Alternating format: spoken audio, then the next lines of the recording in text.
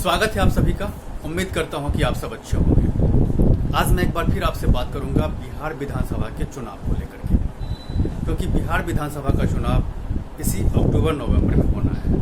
बिहार विधानसभा में 243 सीटें हैं और इन सीटों पर चुनाव होने हैं। लेकिन एक बात करना बहुत ज़रूरी है, क्योंकि 2015 में जो विधानसभा के चुनाव हुए थे उस समय में पार्टियों के समीकरण क्या थे उस पर चर्चा करना बहुत ज़रूरी है। और इसके साथ साथ 2020 में अभी जो चुनाव होने हैं विधानसभा के, अभी पार्टियों के क्या समीकरण बन सकते हैं इस पर मैं चर्चा करूंगा। लेकिन सबसे पहले मैं आपको बता दूं कि 2015 का जो विधानसभा का चुनाव हुआ था उसमें दो गठबंधन थे, एक महागठबंधन, दूसरा एनडीए का गठबंधन। महागठबंधन में आरजेडी, जेडीयू और कांग्रेस थी, जबकि एनडीए के गठबंधन में बीजेपी, एलजेपी और जीतन राम मांझी की पार्टी थी।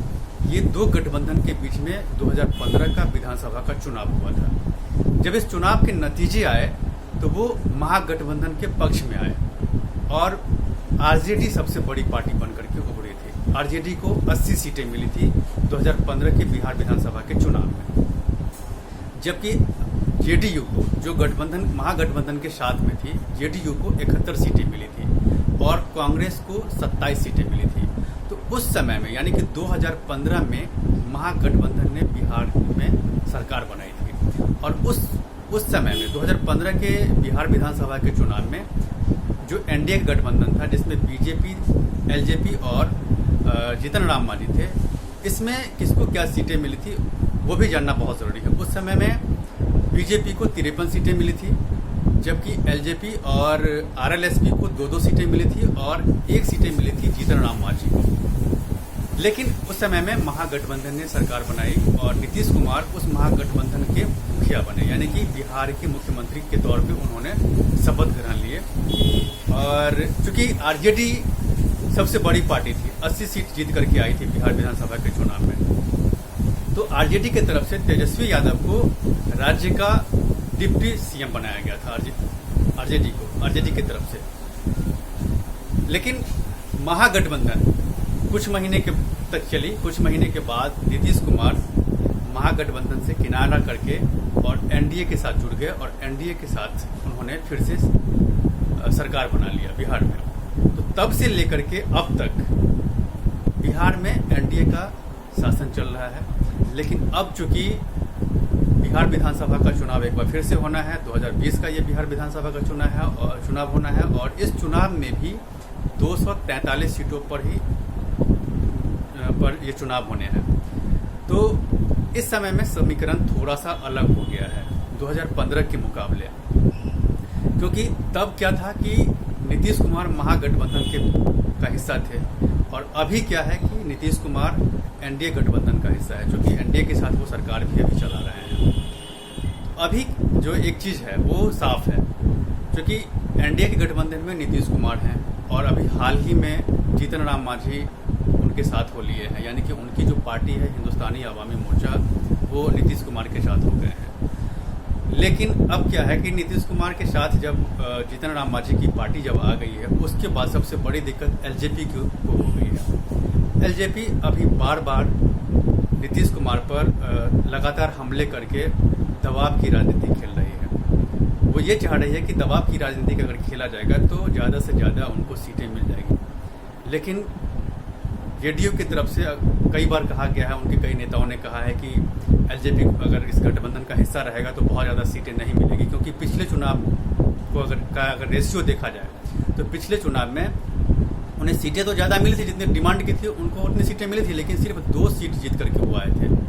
तो ऐसा इनको चिराग पासवान को लग रहा है, रामविलास पासवान को लग रहा है कि अगर नीतीश कुमार के साथ दबाव की राजनीति नहीं खेलेंगे तो जितनी सीटें उनको चाहिए बिहार विधानसभा चुनाव में लड़ने के लिए, उतनी सीटें शायद उनको नहीं मिल पाएगी। क्योंकि महादलित की अगर बात करें तो महादलित नीतीश कुमार ने जीतन राम मांझी को वापस ले लिया है और जीतन राम मांझी जब उनकी पार्टी के साथ अगर उन्होंने गठबंधन कर लिया है तो स्वाभाविक सी बात है कि नीतीश कुमार उनको भी, जीतन राम मांझी को भी कुछ न कुछ सीटें देंगे जिस सीट पर वो चुनाव लड़ेंगे। इसलिए लगातार चिराग पासवान नीतीश कुमार के अगेंस्ट में कुछ उनकी बिहार की पॉलिटिक्स को लेकर के हमला करते रहे हैं। दबाव की राजनीति है उनकी, ताकि जब भी सीट का बंटवारा हो तो उनके मन मुताबिक सीट मिले तभी वो इस गठबंधन का हिस्सा रहेंगे। वो बार बार कहते भी रहे हैं। हालांकि कई समय पे उन्होंने ये भी कहा है कि उन्हें बीजेपी का जो बीजेपी अध्यक्ष हैं जेपी नड्डा, उन पर उनको पूरा भरोसा है और नरेंद्र मोदी गवर्नमेंट के साथ वो सरकार चलाना भी चाह रहे हैं, आगे भी वो सरकार के साथ रहना चाह रहे हैं। तो वो लगातार वो कह रहे हैं कि उन्हें जेपी नड्डा पे पूरा भरोसा है और उन्हें उम्मीद है कि उनकी जो डिमांड है, उनकी जितनी डिमांड है उतनी सीटें उनको मिल जाएंगी, उनको पूरा भरोसा है। लेकिन दूसरी तरफ वो पैरेलल में एक रास्ता भी निकाल रहे हैं कि अगर उन्हें जितनी सीटें महागठबंधन में मिलनी चाहिए अगर नहीं मिलेगी तो क्या करेंगे। तो इस तरह की खबरें हैं कि अगर उन्हें महागठबंधन में एनडीए का जो गठबंधन है उसमें अगर उनको प्रॉपर सीटें नहीं मिलेगी तो हो सकता है कि वो 143 सीटों पर वो बिहार की विधानसभा का चुनाव लड़ेंगे। ये खबरें हैं, लेकिन ये चीज़ है कि चिराग पासवान लगातार ये भी कह रहे हैं कि हम एनडीए गठबंधन का हिस्सा रहेंगे।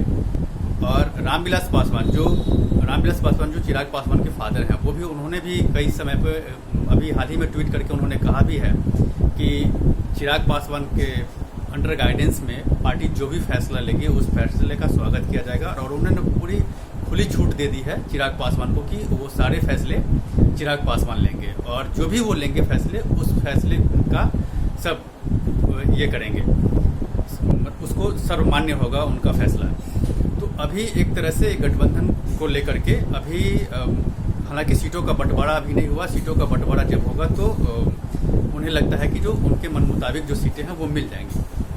खैर अभी तो सीट की बंटवारे की बात है, वो तो अभी वक्त है अभी, और मुझे लगता है कि अगले 10 दिन में सीटों का बंटवारा भी हो जाएगा।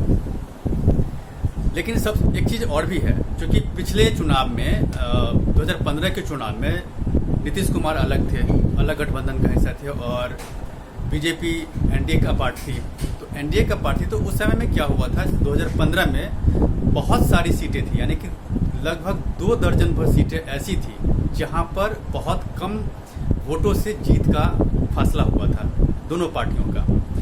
बीजेपी भी बहुत कम वोटों के मार्जिन से जीती थी कई जगहों पे, और कई जगह ऐसे भी थे जहां पर जेडीयू बहुत कम अंतर से जीत की थी। तो चाहेगी कि जब सीटों का बंटवारा हो तो बीजेपी भी चाहेगी कि जहां पर वो सीट जीत चुकी है वो सीट बीजेपी को मिल जाए, और जेडीयू भी चाहेगी कि जिस सीट को वो बहुत कम अंतर से जीत चुकी है वो सीट उसे मिल जाए। तो ये देखना होगा कि जब सीटों का बंटवारा होता है तो 2015 में जो सीटें जेडीयू ने जीता था वो उसे मिलता है या नहीं, और 2015 में बीजेपी ने जो सीट जीता था वो उसे मिलता है या नहीं। जब सीट का बंटवारा होगा तो इस चीज़ पर भी फैसला होगा। इसके साथ साथ चिराग पासवान की जो एलजेपी है, एलजेपी को कितनी सीटें मिलनी चाहिए उस पर भी फैसला होगा। तो अभी इन सारी चीज़ों पे हमारी नज़र बनी हुई है। इस पर जो भी अपडेट्स होंगे उस अपडेट्स को मैं आपको पल पल की जो जानकारी है वो आपको मैं बताऊंगा। आपको अगर ये मेरा वीडियो पसंद आए तो आप इसे लाइक करें, शेयर करें और सब्सक्राइब ज़रूर करें।